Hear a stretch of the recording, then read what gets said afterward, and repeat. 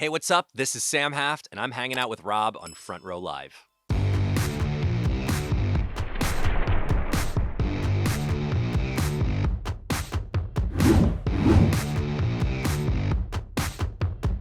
What's up, guys? Rob here, Front Row Live Entertainment, and I'm hanging out here with Sam Haft, and I'm so excited because I was there at that debut solo show, and I want to know, like, for you, being able to come from like this full band project to doing this yourself and doing this first performance yourself, like, what was that vibe like, and that experience like for you leading up to it and during it as well? Yeah, I mean, all my friends and colleagues know I was just terrified. Honestly, like I was an anxious mess leading up to it because for some reason the stakes feel different.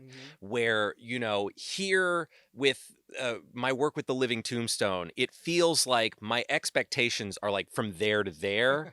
Whereas starting something new, like I'm starting all the way back down here. And it's like, man, there are going to be all these people in the room that don't know me yet. Oh, I really need to impress them. And all of this stuff that like I haven't really had to think about because I haven't been an emerging artist in such a long time. And it was sort of an electrifying challenge, honestly.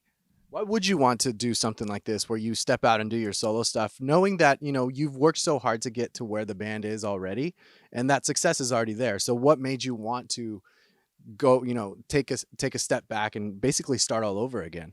Well, this EP really arose from an idea that I needed to challenge myself because my partner in the Living Tombstone, who founded it, Yoav, he is, I mean, truly a prodigious genius, technical music producer.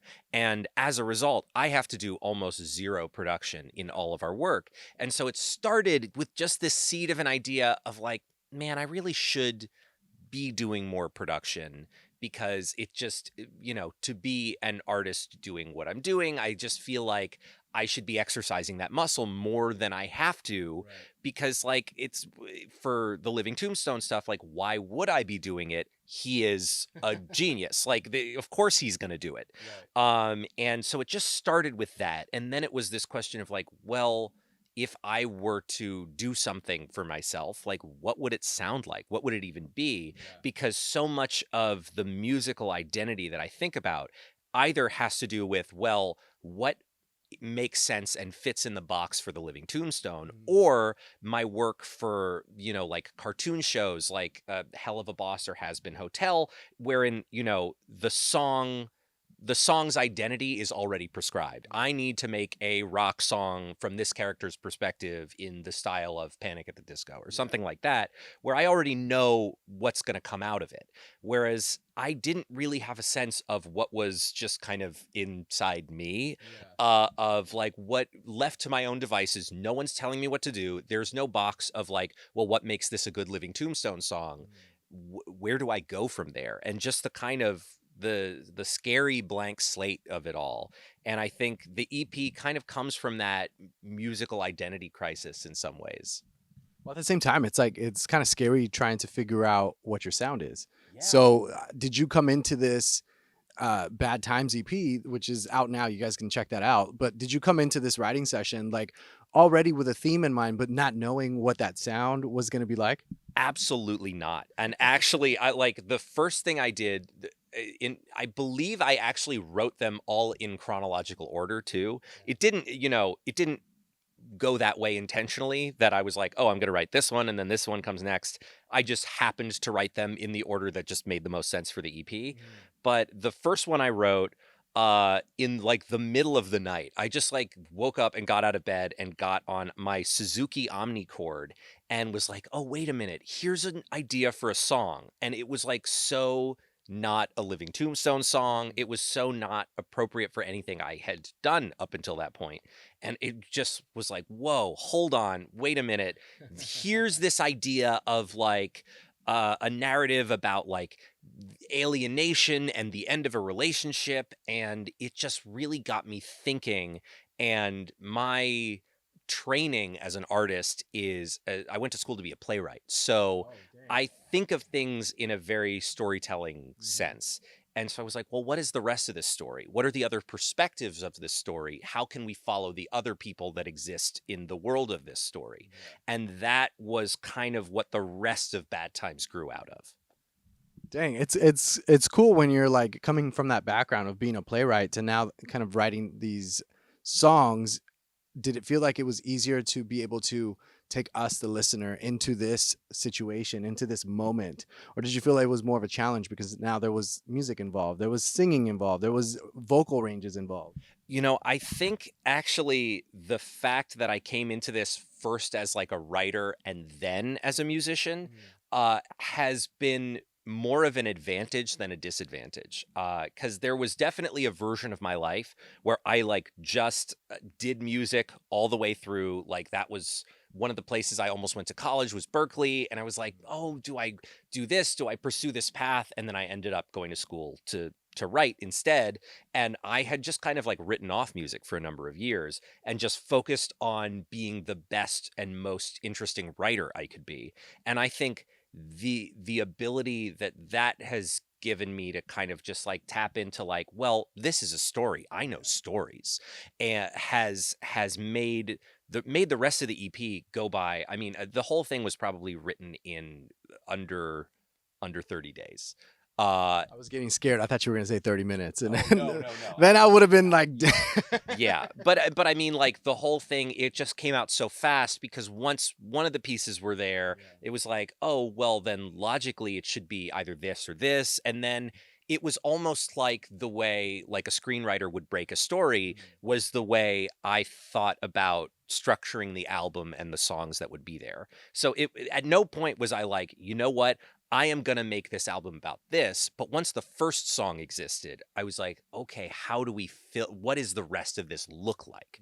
And that became much easier approaching from a perspective of a storyteller than it would be just from like, well, I got to write four more songs. What are those songs?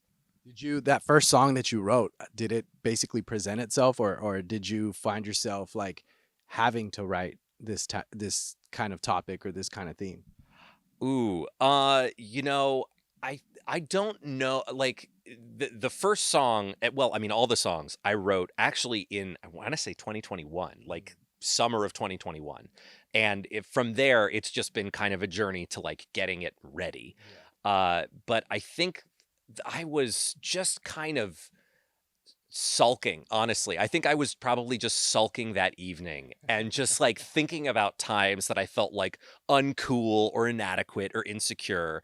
And the first thing that I thought of was I pulled out the omnichord and I thought of the first line of the first song of the album, which was like never cool enough for your art school friends, which was like a moment that I remembered thinking in my 20s that like I was meeting all of these like cool artsy kids who and I felt like such a loser. Like just at like parties and everyone had stuff to say to each other and like doing blow and stuff and I'm just felt like such a dork, and that from that like really germinated the entire rest of the thing. Like it, as you say, like it presented itself as opposed to like, oh geez, I really got to write this one song and then the rest of it will come. It just blasted out of me. What would you say was like a challenge during this process? Because 30 days is really quick to write a whole EP.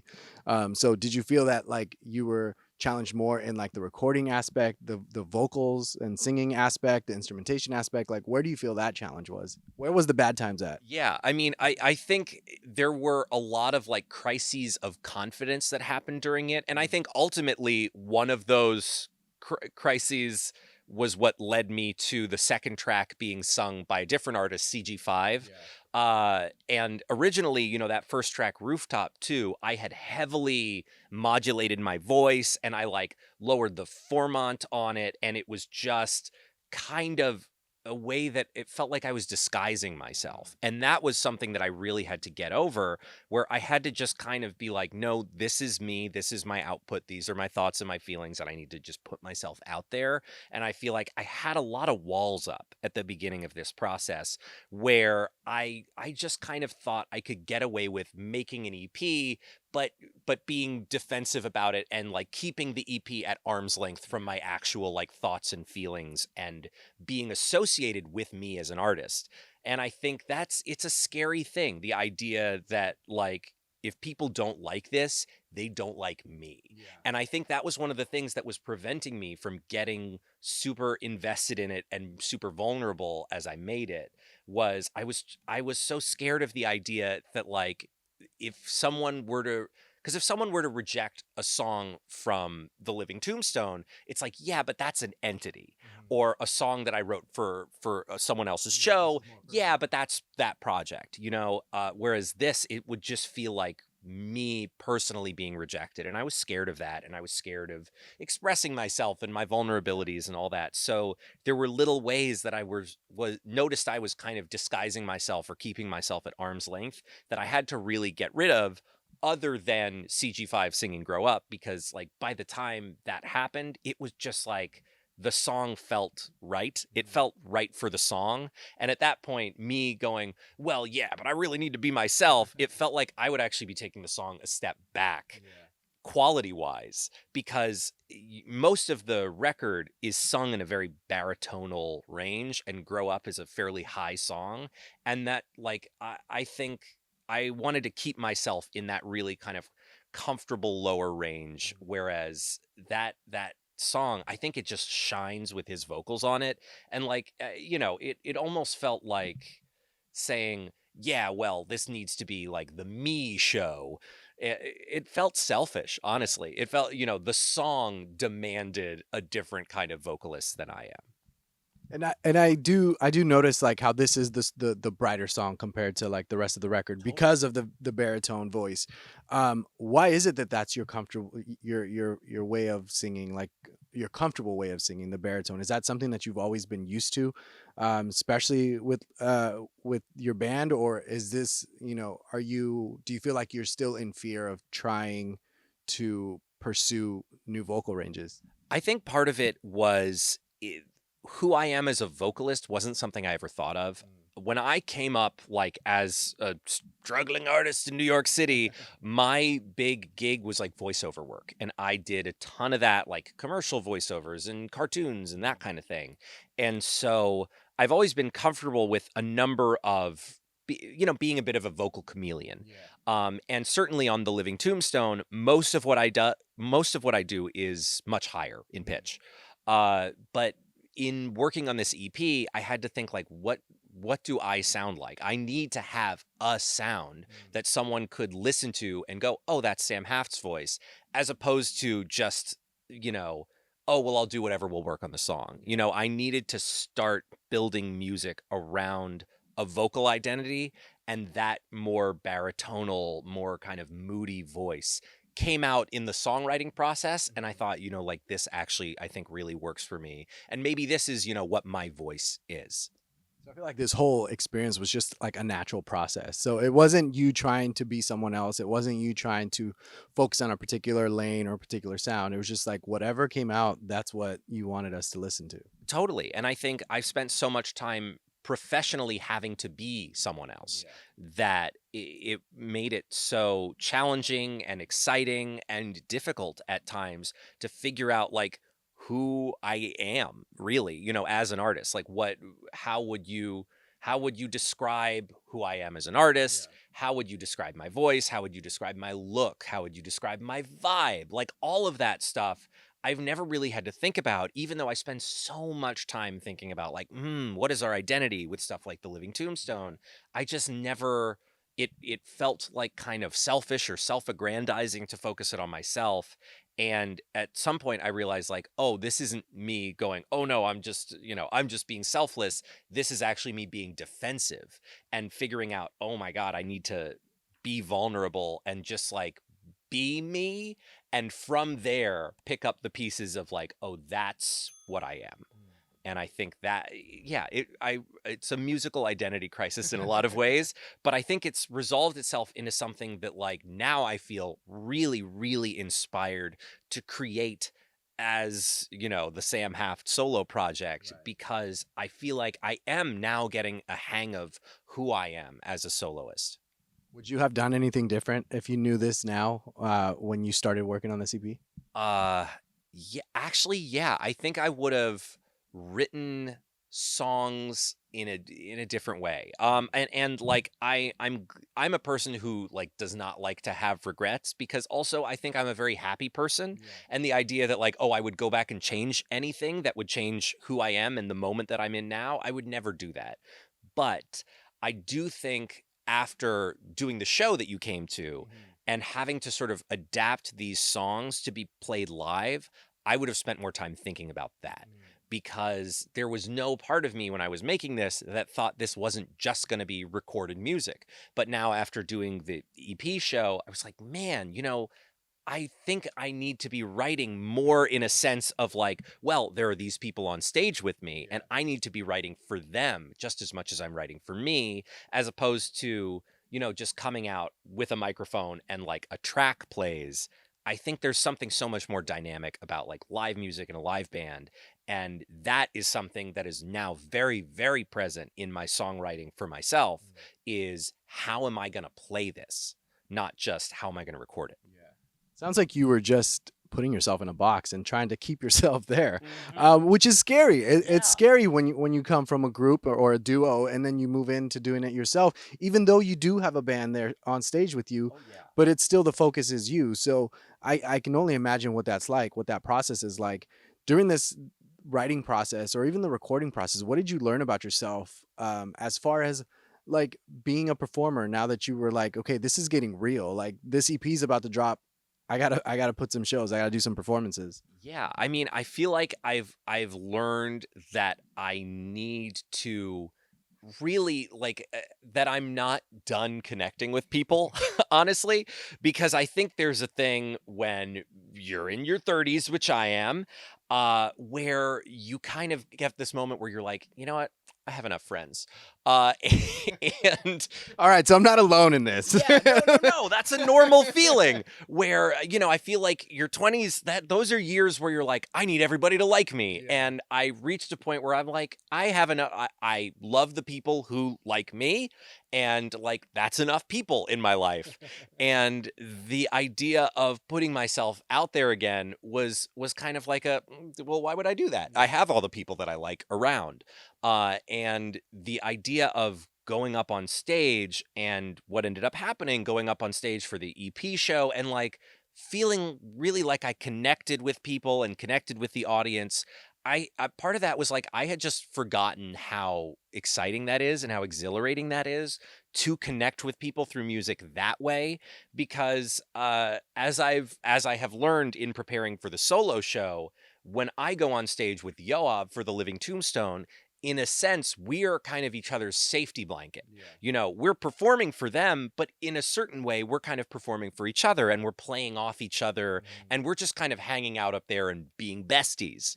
Whereas here, like, there is no, I've got my band around me and they're awesome, but it's not the same kind of thing where just like we're palling around on stage. Yeah. It's very much all my energy is focused out at them and I don't know, it was just so exciting. Yeah, it's not just YouTube now. There's like Yeah. audience right there live listening and singing along with Yeah, you. and especially coming up as an internet creator too, the feedback you get is so delayed and it's like it's through screens and walls and that kind of stuff where even if you drop something and the release and the reception is really really good, you're still like you're reading internet comments. You're not you're like watching a number on a screen get higher. It's not the same thing as like locking eyes with someone and being like, I'm having feelings. You are now having them too. Let's have feelings together. That is awesome. Yeah, that really is. And I feel like that motivates you for more music.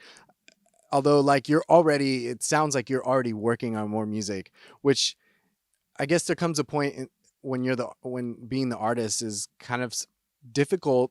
Not that it isn't already, but it's difficult because for you, you've had this album since 2021. Yeah. You've been listening to this music since then. Now we just finally heard it for 2 weeks and you're ready to work on, to move forward on something new, but like you still have to stay on this era, on this lane.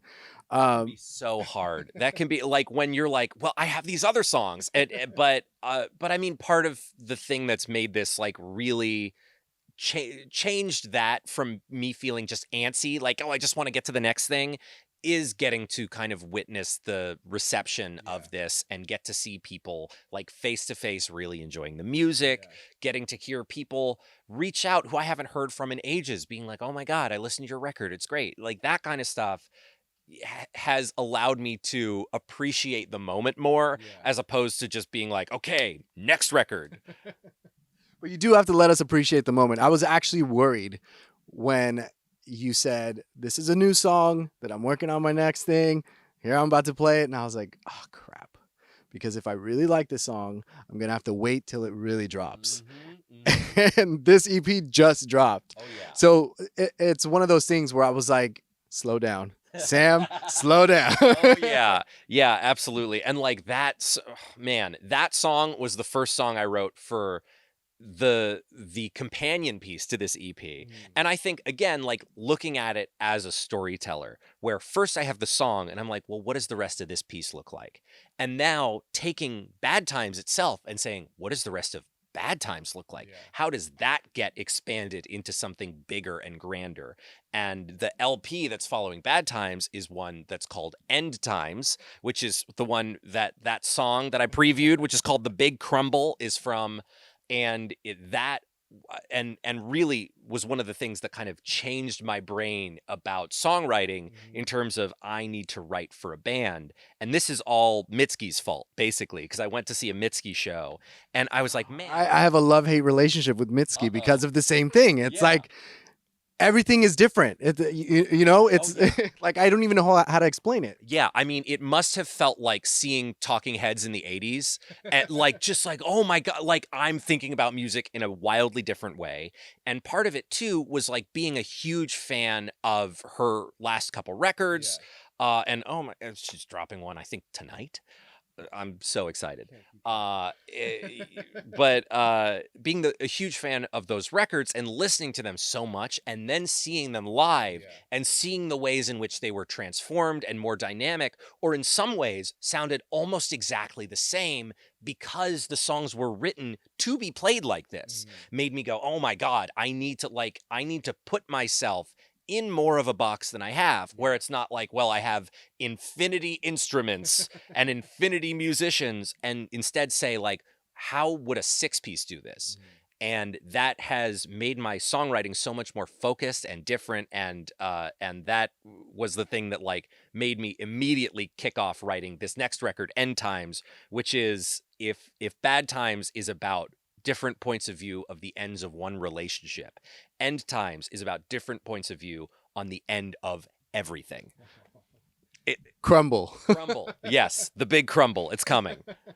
And I really love that new direction because it's a big evolution from this EP alone, and it's so quick, right? Like, and that's one of the things that really drew my attention because the cadence of that song was just pure perfection. Thank you. I was like, this, you know, I can't say that it reminded me of anyone, which is awesome, but it's just like I feel like you are starting to create something new that either hasn't been heard before or maybe it has been heard in the past but didn't really make it because it was wrong time for it.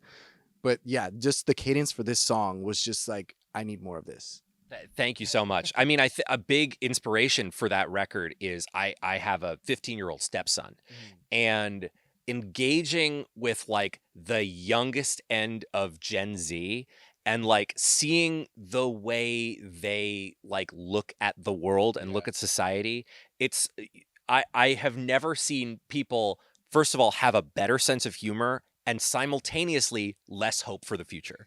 And it's unbelievable to watch because it is this Dadaist, nihilist sense of humor that is like, oh, well, it's just an assumption like, well, of course the world's ending. The world is ending. It's the end of the world and the end of society, and we're all living through it, and it's terrible.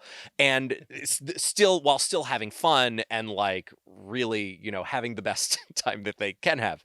And it was just so, it like blew my mind. And there's a line in The Big Crumble, which you will hear sooner than later, because that is the first single of it. And I'm calling my shot, Babe Ruth right here, The Big Crumble.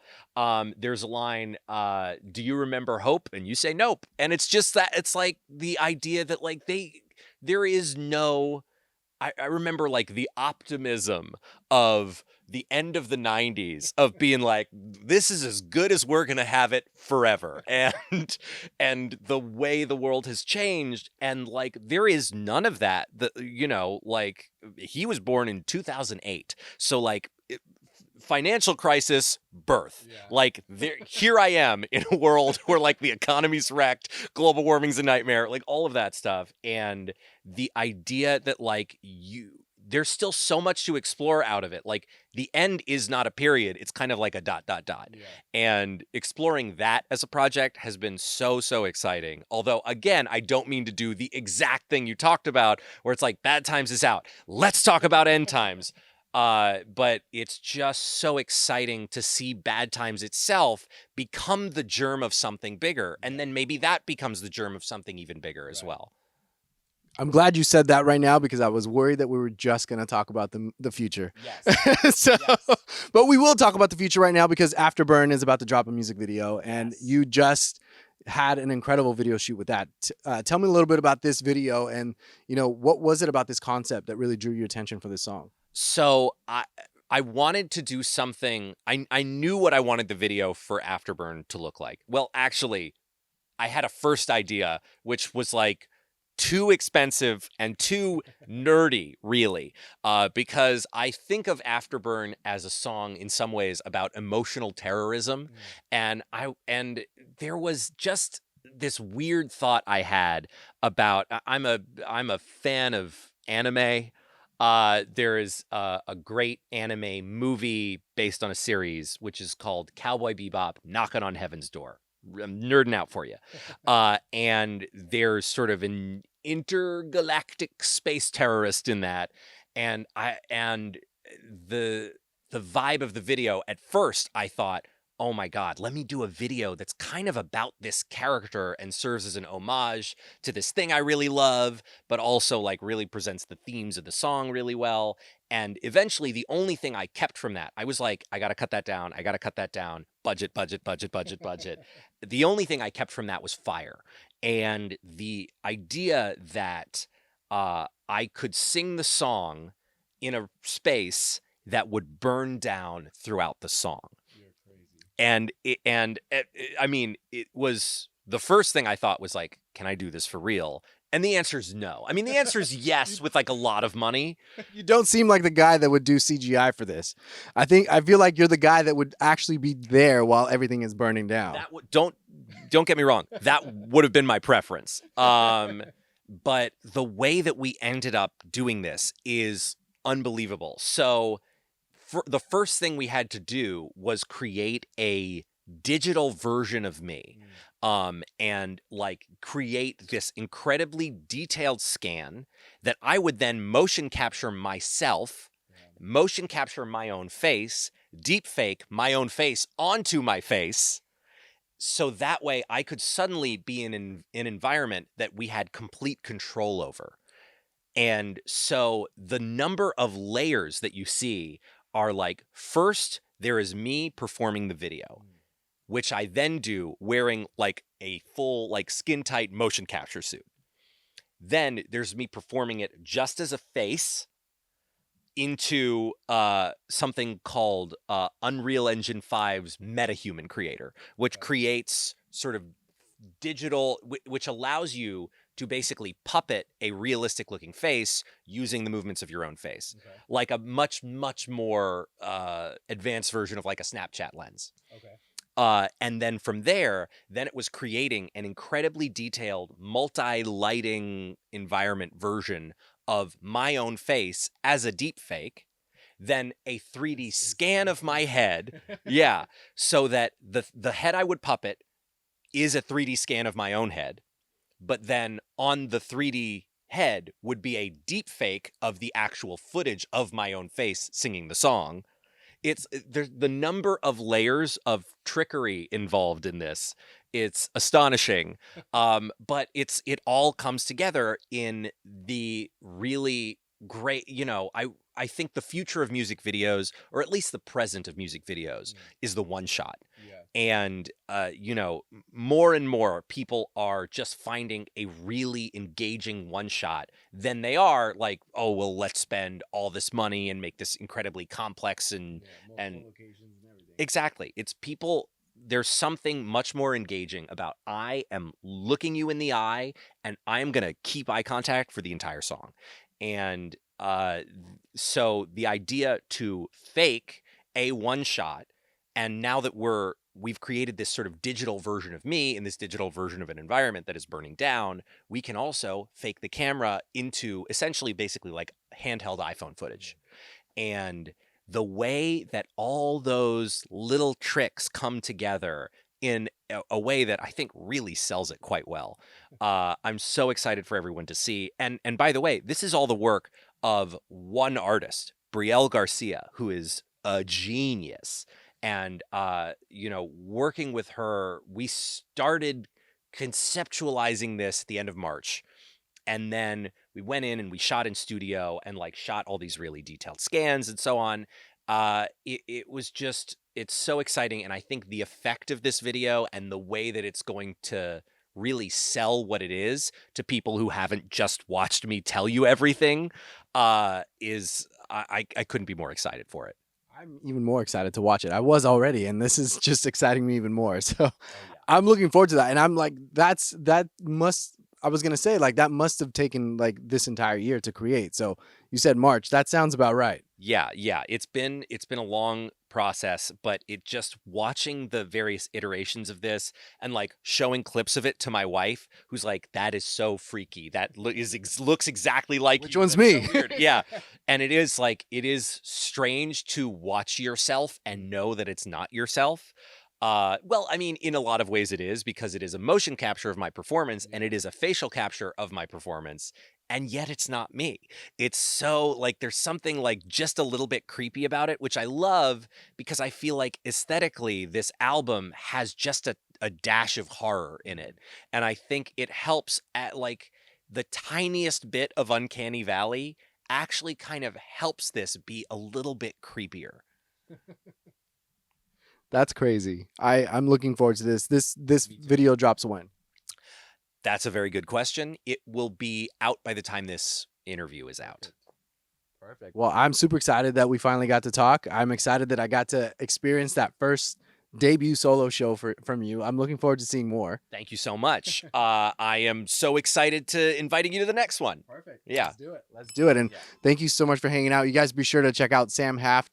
Bad Times EP is out now. And thanks for watching here on Front Row Live.